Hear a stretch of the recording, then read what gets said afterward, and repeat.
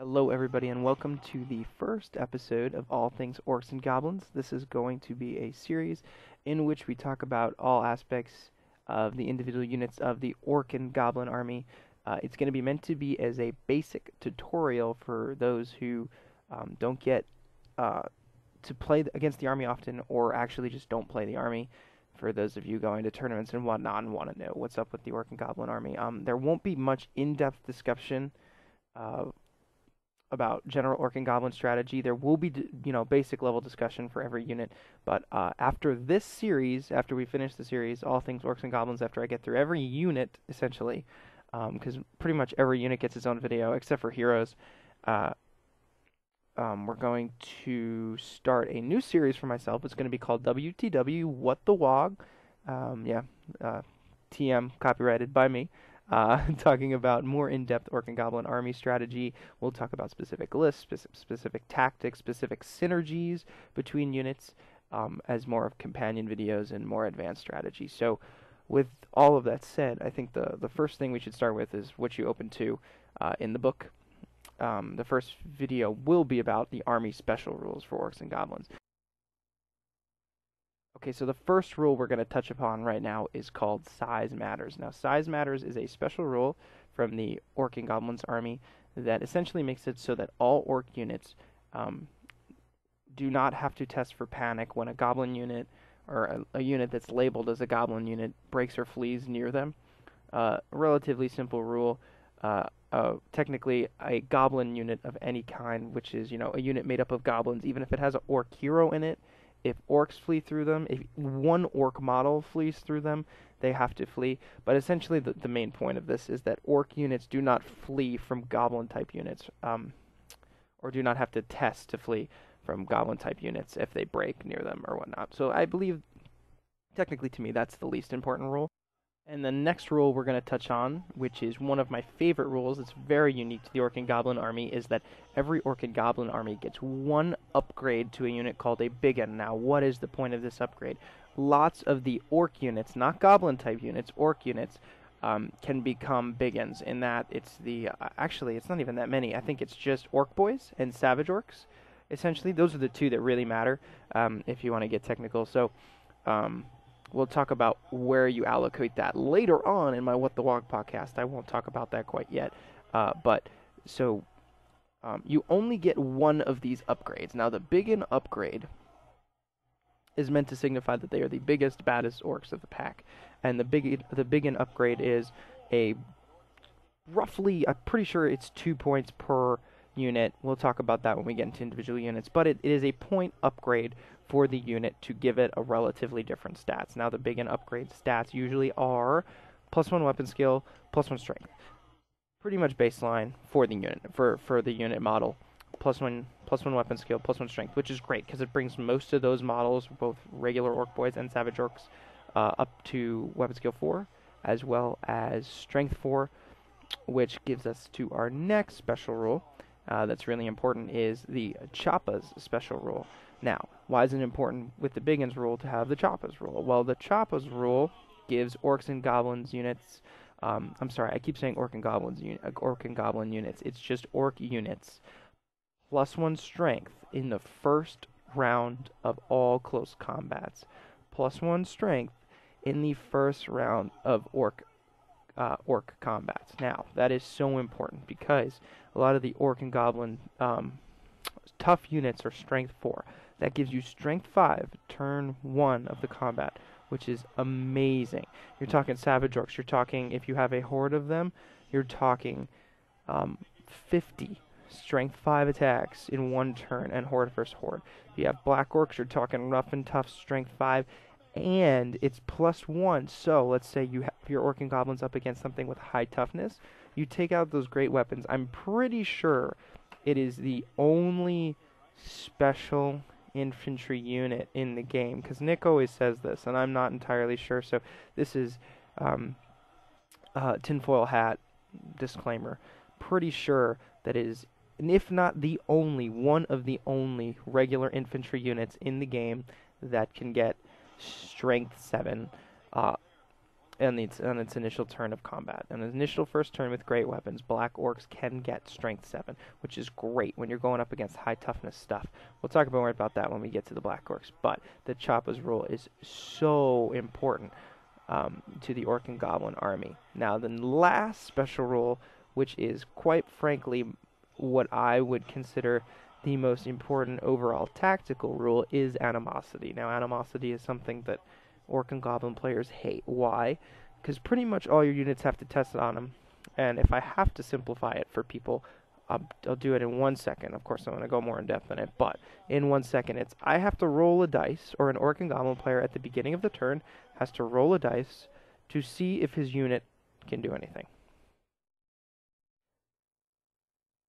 Functionally sound, right? No, I'm not going to talk about that kind of stuff, but if you have to roll a dice at the beginning of the turn to see if you can do anything, things become difficult because, you know, it's a game of dice, and that's understandable. So what you do is, for every unit that tests for animosity, now animosity is listed in the special rules for each individual unit that tests for animosity's character traits. So you roll a d6 for that unit, and on a roll of a 1, that unit has failed its animosity test. When a unit fails its animosity test, they then have to roll on another table that has 3 separate results. If you roll another one, the result is called get 'em. So what get 'em does is, essentially, the unit loses all its all of its movement capabilities for the turn. It cannot move, it cannot charge, it cannot cast spells if your caster's in the unit. And what it does is, the 1 is the worst result. So what you do is you're going to roll a d6 for that unit. You're going to get that many strength 3 hits on the nearest unit that's subject to animosity. So you're causing wounds to your own army's units. Randomness. Orc and Goblins, some randomness in there, right? Now, the funny part about this rule is that since it came out at the beginning of 8th edition, with, you know, the added ranks of hordes and the +1s to their attacks, I guess they decided to throw this rule in, thinking there would be more hordes, because I know orcs were strong when the army first came out in 8th. But hordes inflict 2d6 strength 3 hits to the nearest unit. So it's always strength 3 no matter what. But it is a lot of wounds. Now 1/1 is not all that common. Until a few months ago, I had actually I rolled, and for those of you wondering why I'm looking at that screen, that's where the PDF is. I do not condone stealing the PDFs, but I already own 2 copies of the book, and I don't have either copy of the book on me. I left them in the war room, so thus I am using a PDF. So what was I saying? Yeah, so you're inflicting wounds on your own army, which can be difficult. Now, the rule of a 2 to 5 is that your unit squabbles, which basically means that it has to charge if it can. If the unit fails animosity and then rolls a 2 through 5, it has to charge if it can. If it cannot charge, it loses its movement phase, and nothing can cast spells. And if you roll a 6 after you roll a 1, which is quite the best result you could get, the unit is going to make a full non-march move, which is good. It gives you extra movement, and a lot of the time in an Orc and Goblin army, you really, you're being offensive, unless you're playing like a Knight Goblin defensive list, but you're being offensive. So getting into places is usually a good idea. So it's going to force you to move forward a non-march move. Then after that, if you can charge, you charge. If not, then you can carry out the rest of the turn as normal. So a 1 and a 6 is actually, I would consider it 60% of the time a better result than it would be bad. So 60-40 for me on that one. Some people say 50-50. I think 60-40. I don't mind that charge. And the main reason for it is if you have to roll a 1 on the animosity test, you might as well get something out of the unit. Because what happens with animosity is units get held back. And if you get unlucky, statistically, if you have 6 units on the field, at least one's going to fail every turn. Okay? Granted, what unit fails? Let's say you're covering your Savage Orcs with some Wolf Riders, okay? Savage Orcs pass, Wolf Riders fail. You're covering your Savage Orcs so that they, who are subject to frenzy, don't charge ahead. Your Wolves fail, Savage Orcs are stuck for a turn. and it can get very frustrating. So you always have to keep animosity in mind when you're deploying as well. Animosity is truly the toughest rule in the army because it's so random. And the worst part about it is that it interrupts spell casts.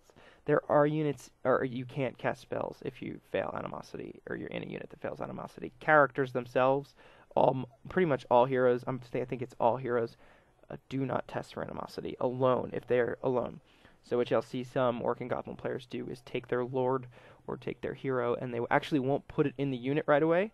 They'll line it up an inch away from the unit right next to it, pop it in the front rank, and then move up the march of that, which would be like 7 inches after that, 6 inches after that.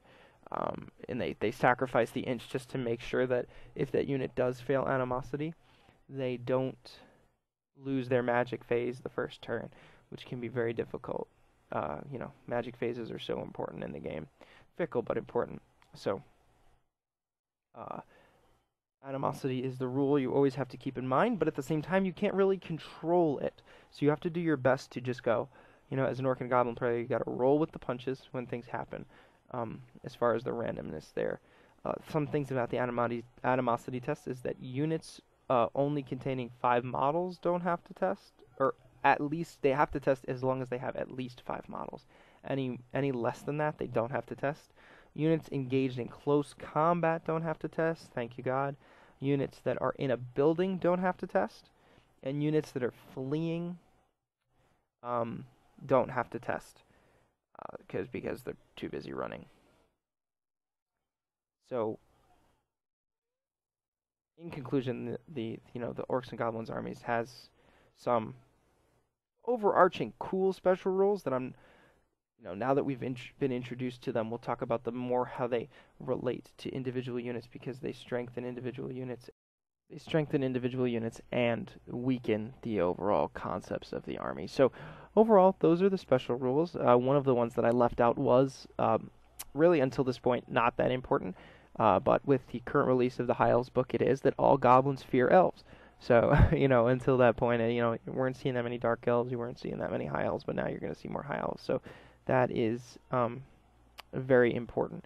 The Orc and Goblin army special rules are unique compared to some armies. Not all that unique compared to others. They truly make for interesting games, though, and interesting tactics with chappas. Sometimes some of these rules make it so that, chappas specifically makes it so that you want to front load as many attacks as you can. A lot of combats against Orc and Goblins really only last 1 turn, sometimes 2. If it gets to the 2nd turn, you're up against a unit that's really pound for pound strong enough to deal with them, of course, but there's not much that can just deal with the sheer raw number of attacks that a lot of the Orc and Goblin units that have the Choppa bonus really put out. And it also, if you're interested in taking smaller units of regular Orcs, it can help you because it turns the unit into a much stronger unit. +1 on the first turn of combat. Strength 3 to Strength 4 is a huge difference, point-wise. So it's basically a free upgrade for the first turn of combat, which is great, and it's not reflected in the costs for the units. Which is nice because you're looking at like 6 point a model.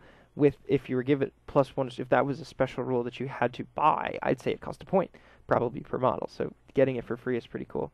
The Biggins upgrade is really nice. Makes the unit in your army stronger.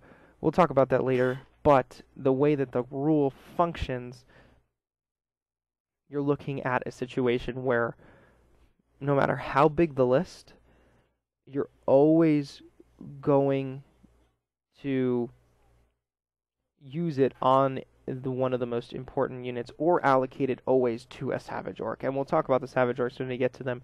They're point for point the best unit in the Orc and Goblin army, the most efficient killing machine. So if you only get 1 Biggin upgrade, of course you're going to allocate it to that unit. It increases its capacity exponentially, makes them easily 2 times better. Easily 2 times better. No doubt in my mind that you can safely say that it makes the unit 2 times better. So if you only have 1, you're always going to want to use it on your strongest one. are your strongest unit that you can upgrade. With that said, I think this is going to conclude the special rules portion of this podcast. I'm going to be recording more.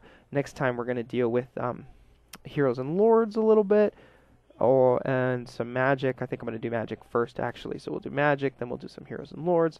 After that, we'll get into the individual units as they function. Probably group a lot of the goblin units together. Not spend too much time on the core units. Probably group together the original orc units. We'll see how it goes. I hope you all enjoyed this first episode of All Things Orcs and Goblins, and I will see you next time.